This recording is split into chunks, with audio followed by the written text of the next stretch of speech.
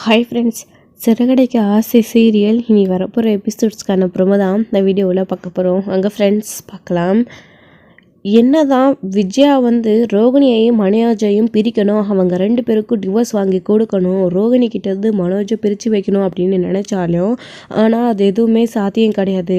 ஏன் அப்படின்னா இவங்க போட்ட பிளான் எல்லாமே ரோகிணிக்கு தெரியும். இப்போது அதனால் ரோகிணி எப்படி என்ன பேசணும் அப்படின்றத அவங்க நல்லா தெரிஞ்சு வச்சுக்கிட்டாங்க. இப்போ கோர்ட்டுக்கு மனோஜ் மட்டும் இல்லாமல் ரோகிணிக்கு எதிராக யார் யாருக்கு உண்மை தெரியுமோ அவங்க எல்லாரையும் கூட்டிகிட்டு வந்திருக்காங்க.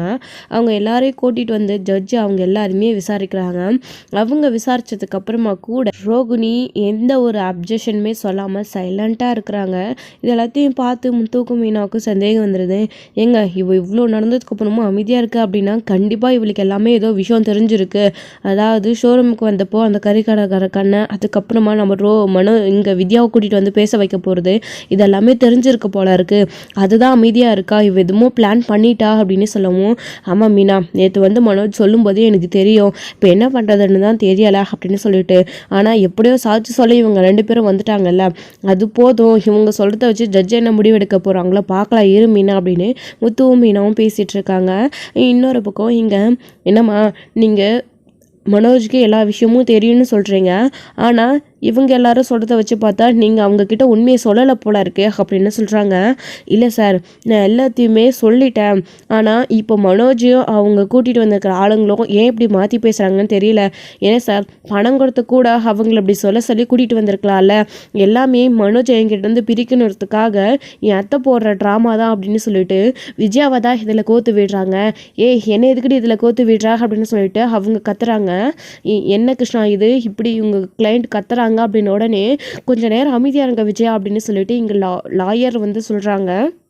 அதுக்கப்புறம் என்னம்மா நீங்கள் சொல்கிறீங்க அப்படின்னு, ஆமாம் சார், அவங்கள பணம் கொடுத்து கூட இப்படியெல்லாம் கூட்டிகிட்டு வந்திருக்கலாம்ல, என் அத்தைக்கு நான் மனோஜ் கூட வாழ்கிறது பிடிக்கலை, நான் வசதியான வீட்டு பிள்ளை இல்லை அப்படின்றதுனால தான் என்ன மனோஜ்கிட்ட இருந்து டிவோர்ஸ் வாங்கி என்னை அனுப்பிவிடுவேன்னு நினச்சிட்டே இருக்காங்க.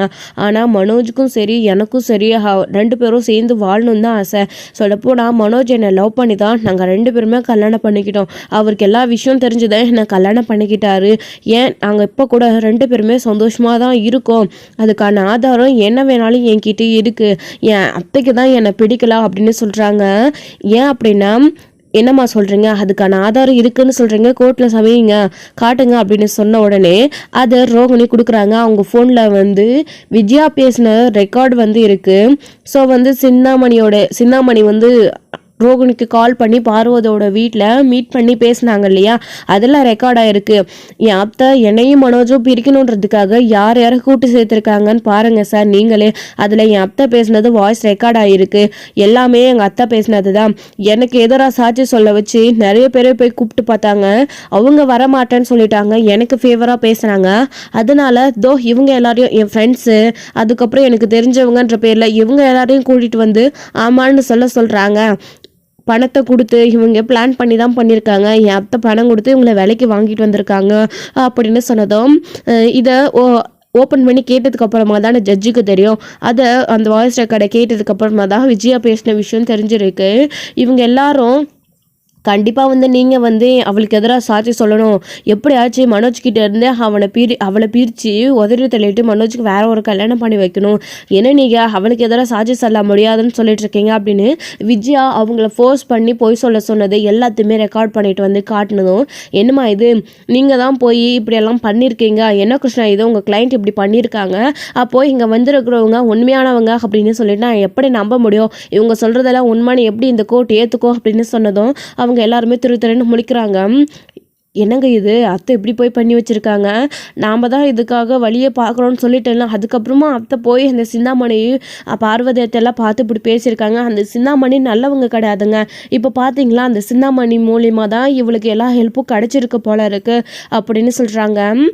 எப்படி சொல்கிற மீனா நீ அப்படின்னு, ஆமாங்க, அதில் தான் அவள் தெளிவாக சொல்கிறாளே இவங்கள எல்லாரையும் கூப்பிட்ருக்காங்க அப்படின்னு, அதில் அவங்களுடைய வாய்ஸும் கேட்குது பார்த்தீங்களா அப்படின்னு சொன்னதும், ஆமாம் மீனா, ஆமாம் நீ சொல்கிறது கரெக்டு, போய் போய் இந்த சின்னாமணியை நம்பிட்டோமே, நமக்கே துரோகம் பண்ணிட்டாங்களே, அந்த பொம்பளை கிட்ட பத்திரத்தை கொடுத்துட்டு எப்படியோ மாட்ட பார்த்தோம், பத்திரத்தை நம்ம கொடுக்காத வச்சுருக்கோம், அது வரைக்கும் சந்தோஷம் அப்படின்னு சொல்லிட்டு அந்த பத்திரத்தை பத்திரமா நாமளே வச்சுக்கணும் அப்படின்னு இங்கே விஜயா நினச்சிக்கிட்டு என்ன இது இப்படி ஆயிடுச்சு அப்படின்ற கோவத்தில் இருந்துட்டு இருக்காங்க. அப்போ தான் ஜட்ஜ் செஞ்சுக்கிட்டு என்ன கிருஷ்ணா பார்த்துக்கிட்டே இருக்கீங்க, உங்கள் கிளைண்ட்டை கூப்பிட்டு கேளுங்க அப்படின்னு சொன்னதும் விஜயா இங்கே வாங்க அப்படின்னு சொல்கிறாங்க. விஜயா வராங்க. விஜயா வந்த உடனே என்ன இது, நீங்கள் போயிட்டு அவங்கள உங்கள் மருமகளுக்கு எதிராக சாட்சி சொல்லி கேட்டீங்க அப்படின்னு உடனே திருன்னு முழிக்கிறாங்க. என்ன கேட்குற கேள்விக்கு பதில் சொல்லுங்க அப்படின்னு சொன்னதும் ஆமாம் கூப்பிட்டேன், அப்போ தானே என் பையனுக்கு டிவோர்ஸ் கிடைக்கும் அப்படின்னு, அதுக்காக பொய் சொல்வீங்களா அப்படின்னு சொன்னதும் பொய்யெல்லாம் இல்லை சார், இவ பண்ணதை தான் நான் அவங்கள நான் சொல்லி கூப்பிட்டேன், ஆனால் அவங்கெல்லாம் இது கோர்ட்டுக்கு வரத்துக்கு பயந்துக்கிட்டு முடியாதுன்னு சொன்னாங்க, ஆனால் அதை எப்படியோ அவள் ரெக்கார்ட் பண்ணி வச்சுக்கிட்டு காட்டிட்டா அப்படின்னவும் நீங்கள் பொய் சொல்லிட்டு எதுக்கு தேவையில்லாமல் உங்கள் மருமக மேலே பழிய போடுறீங்க, அவங்கள வீட்டு துரத்தணுன்னு ஏன் இப்படி குறியா இருக்கீங்க, கல்யாணம் பண்ணி வைக்கும்போது பணக்கார வீட்டு மருமகன்னு பொய் சொல்லி லவ் பண்ணதுனால ரோகிணி கல்யாணம் பண்ணிட்டு வந்துட்டாங்க. அதுக்கப்புறம் உங்களுக்கு உண்மை தெரிஞ்சதுக்கு அப்புறமா பணத்துக்காகவோ உங்க பையன்கிட்ட இருந்து உங்க மருமகளை பிரிக்கணும்னு பாக்குறீங்க அப்படின்னு ஜட்ஜு கேட்டதும் ஐயா இல்லையா அப்படியெல்லாம் இல்லை, இவளுக்கு ஏற்கனவே கல்யாணம் ஆன விஷயத்தெல்லாம் மறைச்சிட்டா, இவ்வளோ பெரிய துரோகம் பண்ணியிருக்கா, ஒரு பையன் வேற வச்சிருக்கா, இன்னொருத்தனை கல்யாணம் பண்ணிக்கிட்டு என் பையனை 2வது தரமாக போய் சொல்லி கல்யாணம் பண்ணிக்கிட்டாலே, அதுக்கு தான் இவளுக்கு டிவோர்ஸ் வாங்கி கொடுக்கணும்னு, ஏன் என் பையனும் டிவோர்ஸ் வாங்கணும்னு தான் நினைக்கிறான், இது நானா ஒன்று இவன் சொல்கிற மாதிரி இவ்வளோ குடும்பம் பண்ணி பணத்துக்காக ஒன்றும் இவ்வளோ வீட்டை விட்டு வெளியில் அனுப்பலை அப்படின்னலாம் விஜயா சொல்லிட்டு இருக்காங்க. அதுக்கப்புறமா கிருஷ்ணா என்ன இது இதெல்லாம் அப்படின்னு, என்ன இதெல்லாம் நீங்கள் என்கிட்ட சொல்லவே இல்லை அப்படின்னு தான் அவங்க சொல்லிட்டு இருக்காங்க. என்ன மேடம் எல்லாத்தையும் தான் நாங்கள் உங்ககிட்ட சொன்னோமே அப்படின்னு, ஏங்க நீங்கள் ஏதாச்சும் ஓப்பனாக சொல்கிறீங்களா, உங்கள் மருமக ஒரு மாதிரி சொல்கிறாங்க, நீங்கள் ஒரு மாதிரி சொல்லிட்டு இருக்கீங்க, முதல்ல போய் கீழே வெயிட் பண்ணுங்க அப்படின்னு சொல்லிட்டு இங்கே அந்த லாயர் சொல்கிறாங்க. அதுக்கப்புறம் யார்கிட்ட என்கிட்டயேவா கொக்கா அப்படின்னு சொல்லிட்டு இருக்காங்க. அதுக்கப்புறம் ரோகிணி ஐயா இது மட்டும் இல்லாமல் நீங்கள் வேணா என் ஃபோனை ஓப்பன் பண்ணி பாருங்கள், கால் ஹிஸ்ட்ரியை பாருங்கள், அதில் மனோஜ் எத்தனை தடவை எனக்கு கால் பண்ணியிருக்காரு அப்படின்னு, அது மட்டும் இல்லாமல் நானும் அவருக்கு கால் பண்ணியிருக்கேன், அவர்கிட்ட நிறைய தடவை பேசியிருக்கேன், அது மட்டும் இல்லாமல் நான் அவரோட ஷோரூமுக்கு அடிக்கடிக்க போயிட்டே தான் இருக்கேன், அவரோட ஷோரூமில் நாங்கள் 2 பேரும் பார்த்து பேசிக்கிட்டே தான் இருக்கோம், ஏன் என்னை பார்க்குறதுக்காக அவர் பார்க் வரைக்கும் வந்திருக்காரு, நாங்கள் தனியாக மீட் பண்ணி நிறைய இடத்துல பேசிக்கிட்டே தான் இருக்கோம், இன்னமும் மனோஜ் என்னை லவ் பண்ணிட்டு தான் இருக்காரு, மனோஜுக்கு என்னை விட்டு பிரியறதுல இஷ்டமே இல்லை, அவங்களுடைய அம்மாவுக்கு பயந்துக்கிட்டு தான் மனோஜ் இங்கே நின்றுட்டு இருக்காரு பேச முடியாமல், வேணும்னா நீங்கள் செக் பண்ணி பாருங்கள், அது மட்டும் இல்லாமல் எனக்கு எத்தனை மெசேஜ் பண்ணியிருக்காருன்னு பாருங்கள், இப்படியெல்லாம் என் வீட்டில் நடக்குது, உனக்கு எதிராக சாட்சி சொல்ல உங்களோட ஃப்ரெண்டை கூட்டிகிட்டு வராங்க, நீ தான் எப்படியாச்சும் இதை தடுத்து நிறுத்தணும், நான் உங்க கூட சேர்ந்து வாழணும் அப்படின்னு மனோஜே எனக்கு மெசேஜ் பண்ணியிருக்காரு, நீங்கள் வேணும்னா என்னுடைய வாட்ஸ்அப் ஓப்பன் பண்ணி பாருங்க அப்படின்னு சொல்கிறாங்க. இதெல்லாத்தையும் அவங்களுமே ஓப்பன் பண்ணி பார்த்ததுமே கோர்ட்டில் எல்லாத்தையும் காட்டுறாங்க. காட்டினதுக்கு அப்புறமா தான் இவங்களுக்கு ஒரே ஷாக்காக இருக்குது, ரோகிணிக்கு ஒரே சந்தோஷம். அப்போ விஜயா ஒரு பக்கம் இதெல்லாம் எப்போ நடந்துச்சு அப்படின்ற மாதிரி மனோஜை மறைச்சு பார்க்குறாங்க. அம்மா இல்லைம்மா அவளை இல்லை ஏதோ போய் சொல்கிற சார், இல்லை சார் இவ ஏதோ போய் சொல்லிட்டு இருக்கா, அப்படியெல்லாம் நான் எதுவும் பண்ணலை அப்படின்னு, நீங்கள் அப்படி பண்ணலைன்னு சொல்கிறீங்க, ஆனால் நீங்களும் உங்கள் மனைவியும் நிறைய தடவை பேசியிருக்கீங்க, அது மட்டும் இல்லாமல் அவங்க சொன்ன மாதிரி நீங்கள் உங்கள் ஒய்ஃபுக்கு மெசேஜ்லாம் பண்ணியிருக்கீங்க, இதே இல்லைன்னு சொல்ல முடியுமா, நீங்கள் தானே பண்ணியிருக்கீங்க அப்படின்னு சொல்கிறாங்க. இது உங்களுடைய நம்பர் தானே அப்படின்னு உடனே ஆமாம் என்னோடைய நம்பர் தான் அப்படின்னு, நீங்கள் வேணா மனோஜ் கூப்பிட்டு விசாரிச்சு பாருங்கள் சார் அப்படின்னு ரோகிணி சொல்கிறாங்க. மனோஜும் மேலே வராங்க. மனோஜ் வந்ததுக்கப்புறமா என்ன கிருஷ்ணா நீங்களே விசாரிக்கிறீங்களா இல்லை நான் கேட்கட்டுமா அப்படின்னு, அப்போது இல்லை சார் நானே விசாரிக்கிறேன் அப்படின்னு, நீங்கள் ரோகிணியை பார்க்குக்கு போயிருந்தீங்க அப்படின்னு கேட்கவும் ஆமாம் போயிருந்தேன், ஆனால் அது அப்படின்னு சொல்லவும் போயிருக்கீங்க, அப்புறம் என்ன ஆனால் ஒன்றான்னு அவங்கள பார்த்து நீங்கள் பேசியிருக்கீங்க, அது மட்டும் இல்லாமல் உங்கள் மனைவிக்கு நீங்கள் மெசேஜ் பண்ணிங்களா அப்படின்னு, அதெல்லாம் இல்லை நான் பண்ணலை அப்படின்னு, அப்போது நீங்கள் மெசேஜ் பண்ணாமல் உங்களோட நம்பர்லேருந்து எப்படி அவளுக்கு மெசேஜ் போயிருக்கோம் அப்படின்னு சொல்லிட்டு கேட்கவும் திருன்னு மனோஜ் முழிக்கிறாங்க. அப்போ தான் யோசிச்சு பார்க்குறாங்க, நேற்று ஷோரூமுக்கு வந்தா இல்லையா பணம் அனுப்பணும்னு சொல்லிட்டு நம்ம ஃபோனை வாங்கினா ஒருவேளை அப்பா அனுப்பியிருப்போல, சே ஃபோனை பார்க்காம விட்டுட்டோமே, பணம் அனுப்பியிருக்காளா இல்லையான்னு கூட அப்படின்னு மனோஜ் அப்போ தான் யோசிச்சு பார்க்குறாரு. எவ்வளோ அடிமுட்டாளாக இருந்திருக்காரு அப்படின்றது மனோஜ் இப்போ தான் தெரிய வருது. அதுக்கப்புறமா இல்லை அது அது அப்படின்னு திரு முடிச்சுட்டு இருக்காங்க. என்ன கேட்குற கேள்விக்கு ஒன்று ஆமான்னு சொல்கிறீங்க, இல்லைன்னா திருன்னு முழிக்கிறீங்க, அப்போ நீங்கள் எல்லாத்தையுமே பண்ணியிருக்கீங்க, உங்கள் மனைவியை அடிக்கடிக்க உங்களை பார்க்க ஷோரூம் வராங்களா, நீங்கள் 2 பேரும் பேசிக்கிறீங்களா இல்லையா, ஆமாவா அப்படின்னு கேட்குறோம். உங்கள் ஷோரூமுக்கு ரோகிணி வந்தாளா இல்லையா அப்படின்னு கேட்கவும் ஆமாம் வந்துட்டு தான் இருக்கா, அது பிஸ்னஸ் விஷயமா பேச அப்படின்னவும், ஐயா பிஸ்னஸ் விஷயமா பேசுகிற மாதிரி அவங்களுடைய அம்மாவுக்கு சந்தேகம் வந்துடக்கூடாதுன்றதுக்காக மனோஜ் என்கிட்ட சொன்னார். அதுக்காக தான் நாங்கள் 2 பேரும் பிஸ்னஸ் பார்ட்னராக அங்கே போயிட்டு நாங்கள் 2 பேரும் ஷோரூமில் அடிக்கடிக்க பார்த்து பேசிக்கிட்டே தான் இருக்கோம். இப்போ நீங்களே பார்த்தீங்கல்ல, என்கிட்ட மெசேஜ்லாம் பண்ணியிருக்காங்க. அதனால தான் ஐயா மனோஜ் கூட நான் சேர்ந்து வாழணும், அவங்களுடைய அம்மாவுக்கு பயந்துக்கிட்டு தான் அவர் அப்படி சொல்கிறாரு. நாங்கள் 2 பேரும் சேர்ந்து வாழணும்னு தான் ஆசைப்படுறோம். அவங்க தான் எங்களை பிரிக்கணும்னு பார்க்குறாங்க. எப்படியாச்சும் நீங்கள் தான் ஒரு நல்ல தீர்ப்பாக தரணும் அப்படின்னு சொல்கிறாங்க. அப்புறம் அவங்க எல்லாத்தையும் கால்குலேட் பண்ணி யோசிக்கிறாங்க. ஜட்ஜ் என்ன முடிவு சொல்லுதுன்னு தெரியாமல், என்ன மீனா இது, இவனை எத்தனை தடவை உஷாராக இருக்க சொல்லிச்சு அந்த பார்லரம்மா, எப்படி வேணாலும் இவங்கிட்ட மடக்க பார்க்கும் அப்படின்னு இவ்வளோ முட்டாளாக இருந்திருக்கான். முதல்ல அவனுடைய ஃபோன்லேருந்து அந்த பார்லர் அம்மாவுக்கு எப்படி மெசேஜ் போயிருக்கும், இதெல்லாம் அவன் கொஞ்சமாச்சு யோசிச்சு பார்த்தானா, எப்படி நடந்துச்சு. இவன் வாழ்க்கைக்கு எதுவும் ஒரு நல்லதை நடக்க விடாமல் பண்ணுறதுக்கு காரணமாக இருக்கான். என்ன பண்ணுறது அப்படின்னு தெரியாமல் முத்து மீனா கிட்ட பேசிகிட்டு இருக்கவும், மீனா ரோகிணி கிரிமினல் சரியா, அவள் எப்படி வேணாலும் ஏற்படுத்திப்படுத்திருப்பா. அதான் பிஸ்னஸ் விஷயமா அடிக்கடிக்கு ஷோரூம் போனதா சொல்லிட்டு இருக்காங்கல்ல 2 பேரும். ஒருவேளை அப்போ கூட ஏதாச்சும் நடந்திருக்கலாம் அப்படின்னு சொல்லவும், மனோஜ் கீழே வந்ததுக்கு அப்புறமா அப்போ தான் இங்கே முத்து டேய் உன்னோட ஃபோன்லேருந்து உனக்கு தெரியாமல் எப்படிடா மெசேஜ் போச்சு அப்படின்னு கேட்டுட்டு இருக்கவும், விஜயா எல்லாருமே கேட்குறாங்க. அப்போ தான் டேய் நேற்று பணம் அனுப்பணும்னு சொல்லிட்டு ஃபோன் பண்ணாடா பிஸ்னஸ் விஷயமா, அதாவது ஷோரூம்க்கு வந்திருந்தா. அப்போது நீயே அனுப்பிக்கோ, என்கிட்ட அவனோட நம்பர் இல்லைன்னு சொல்லப்போ ஃபோனை கொடுத்தண்டா. அப்போது அவனோட நம்பரை போட்டு ஃபோன் தான் நம்பர் சேவ் பண்ணி காசு அனுப்பியிருப்பான்னு பார்த்தேன். ஆனால் இப்படி மெசேஜ் பண்ணியிருப்பான்னு எனக்கு அப்படிலாம் தெரியும் அப்படின்னு. என்னடா இவ்வளோ அடி முட்டாளாக இருந்திருக்கா, உன் ஃபோனை அப்போவே நீ அவள் கொடுத்ததுக்கு அப்புறமா செக் பண்ணி நீ பார்த்துருக்கணும், இல்லை பணம் போயிருக்கா இல்லை வேறு ஏதாச்சும் உன் ஃபோனில் நடந்திருக்கான்னு. ஃபோனை கூடவே வச்சுக்கிட்டு எதுவுமே தெரியாமல் லூஸ் மாதிரி இருந்திருக்க. உன்னெல்லாம் இந்த ஜென்மத்தில் உனக்கு டிவோர்ஸ் கிடைக்காது அப்படின்னு சொன்னதும், டே அம்மா என்னம்மா ஒப்பி பேசுகிறா அப்படின்னு. டே மனோஜ், எனக்கு இருக்கிற கோவத்தில் நான் அடிச்சிட்டு போகிறேன். நான் உன்கிட்ட எத்தனை தடவை சொன்னேன் அவகிட்ட உஷாராயிரா, அவகிட்ட பேச்சு வச்சுக்காதன்னு. இப்படி கோட்டை விட்டுட்டு நிற்கிறியே, என்ன பண்ண முடியும். அது மட்டும் இல்லாமல் நான் பேசினதே எனக்கு எதிராக அவள் சாட்சியாக வேற வச்சிருக்கா அப்படின்னு சொன்னதும், நீங்கள் மட்டும் ஏமா போய் அப்படி மாட்டிக்கிட்டீங்க, அது மாதிரி தான்மா நானும் அப்படின்னு சொன்னாங்க. வேணாம் மனோஜ், நான் பேசினது கூட பரவாயில்ல, ஆனால் இப்போ நீ மெசேஜ் அனுப்புனது தான், உன் ஃபோனில் இருந்து மெசேஜ் பண்ணது தான் ரொம்ப ஸ்ட்ராங்காக இருக்குது அப்படின்னு இவங்க 2 பேருமே பேசிகிட்டு இருக்காங்க. கோர்ட்டில் சைலண்ட்டாக இருக்கணும், கத்தக்கூடாதுன்னு தெரியாதா அப்படின்னு ஜட்ஜ் கேட்டதும் அமைதியாகிடுறாங்க எல்லாருமே. அப்போ தான் கோர்ட்டில் தீர்ப்பு எழுதிடுறாங்க. தீர்ப்பு எழுதிட்டு இன்னும் 6 மாத காலம் இவங்க 2 பேரும் சேர்ந்து வாழணும் அப்படின்னு இந்த கோர்ட் உத்தரவிடுகிறது. 6 மாத கால அவகாசம் சேர்ந்து வாழணும், அவங்களுக்கு விருப்பம் இல்லை அப்படின்னா அதுக்கப்புறமா இந்த கோர்ட்டு டிவோர்ஸ் பண்ண முடிவு பண்ணும் அப்படின்னு சொல்லிட்டு சொன்னதும் இவங்களால எதுவுமே பண்ண முடியல. ரோகிணிக்கு ஒரே சந்தோஷம். ஐயா அதெல்லாம் வேண்டாம் ஐயா, எனக்கு அவ கூட சேர்ந்து வாழ விருப்பம் இல்லை அப்படின்னு சொல்கிறாங்க. மனோஜ், என்ன பேசிகிட்டு இருக்கீங்க நீங்கள்? உங்கள் அம்மாவுக்கு பயந்துக்கிட்டு நீங்களே ஏன் இப்படி இங்கே மாற்றி பேசிகிட்டு இருக்கீங்க? அவங்க கூட வாழ விருப்பம் இல்லைன்னு டிவோர்ஸ் பண்ணிவிட்டு இப்போ அவங்க கூட சேரணுன்றதுக்காக மெசேஜ் பண்ணியிருக்கீங்க, அவங்கள அடிக்கடிக்க பார்த்து பேசிகிட்டு இருக்கீங்க. இது எதுக்கு? அதுக்கு தான் உங்கள் அம்மாவுடைய மனசு மாறத்துக்காக அந்த பணத்தாசை போகணுன்னா இவங்க உங்கள் கூட சேர்ந்து 6 மாத காலம் வாழணும். அதுக்கப்புறமும் உங்கள் அம்மாவுக்கு இவங்களை பிடிக்கலன்னா, உங்களுக்கு இவங்க கூட சேர்ந்து வாழன்னு விருப்பம் இல்லைன்னா அதுக்கப்புறம் உங்களுக்கு இந்த கோர்ட் டிவோர்ஸ் கொடுக்கும். இப்போ நீங்கள் 2 பேரும் சும்மா கேஸ் முடிகிற வரைக்கும் சேர்ந்து தான் வாழணும். இன்னும் கேஸ் முழுசாக முடியலை தெரியுதுங்களா? கோர்ட் சொல்கிற மாதிரி 6 மாத காலம் சேர்ந்து வாழணும் நீங்கள், அவ்வளோதான் இந்த கோர்ட் உத்தரவெடுக்கிறது அப்படின்னு சொல்லிட்டு கோர்ட் கலைஞ்சிடுறாங்க.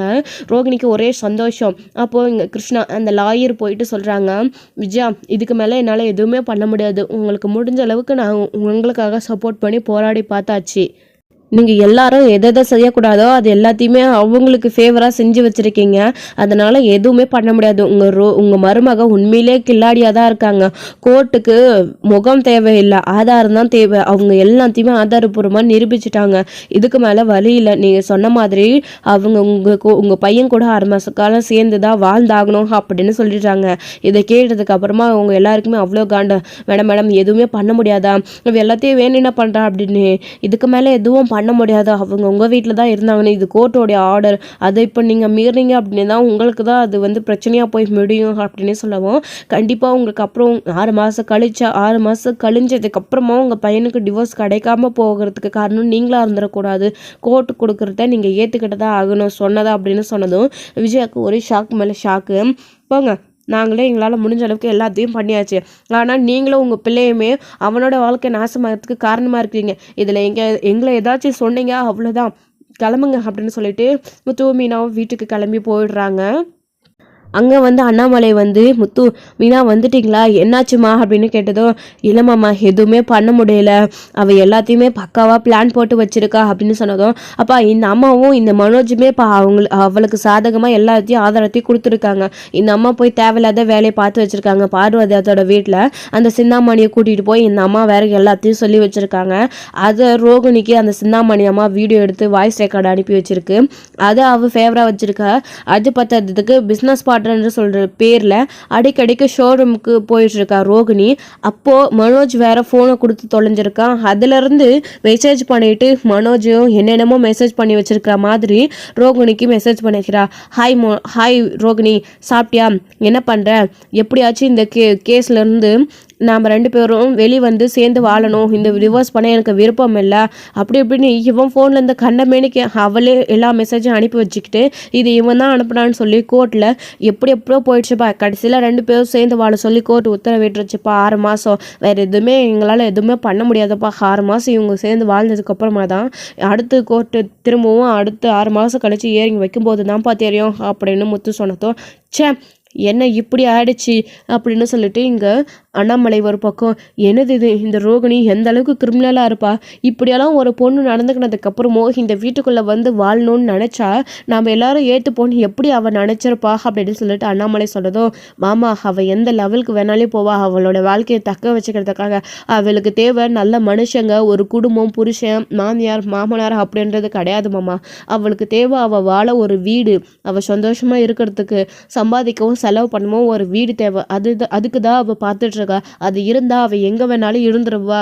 அதுக்கு மனோஜோட தயவு தேவை, அதுக்கு தான் மாமா அப்படின்னு சொன்னதும் இங்க எல்லாருக்குமே அப்பதான் புரிய வருது.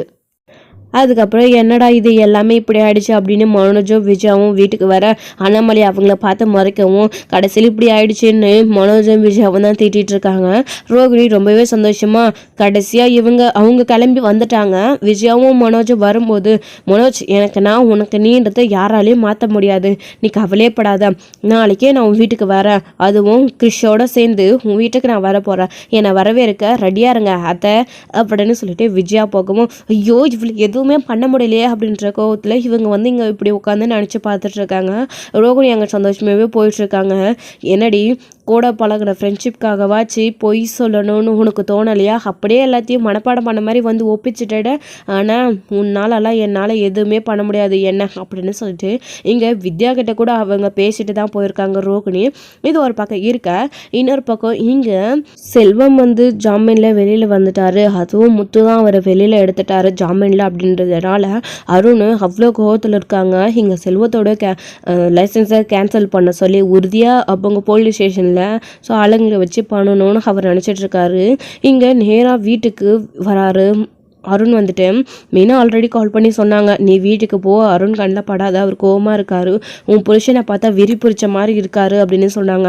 ஆனால் எனக்கு இப்போ தைரியமாக தான் இருக்கேன், நான் பார்த்துக்கிறேன் அப்படின்னு சொல்கிறாங்க. ஏன் அப்படின்னா வீட்டுக்கும் போக முடியாது, வீட்டுக்கு போனாலையும் அம்மாவுக்கும் சந்தேகம் வந்துடும், அது மட்டும் இல்லாமல் வீட்டில் யாருக்கும் இந்த விஷயம் தெரியக்கூடாதுன்னு வேற சொல்லி வச்சுருக்காங்க சீதா. ஆனாலையும் மீனாவுக்கு இந்த விஷயம் தெரிஞ்சாலையும் ஸோ பயந்ததுனால தான் இப்படி சொன்னாங்க. ஆனால் நான் தைரியமாக இருக்கிறேன்னு வெளியில் காட்டிக்கிறதுக்காக நான் எங்கேயும் போகல அப்படின்னு சீதா சொன்னாங்க.